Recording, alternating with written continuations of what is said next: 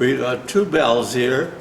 One is from the country church, St. Paul's Lutheran, that's the larger bell.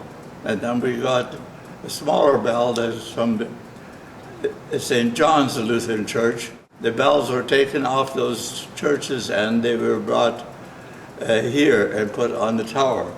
They're not swing bells, they're just hammer hidden bells. First switch is for the small bell, which seemingly is not working at the present time. The second switch is the big bell. And then we also, when somebody passes from a congregation, we toll the age, bell ringing, the age of the person that passes away.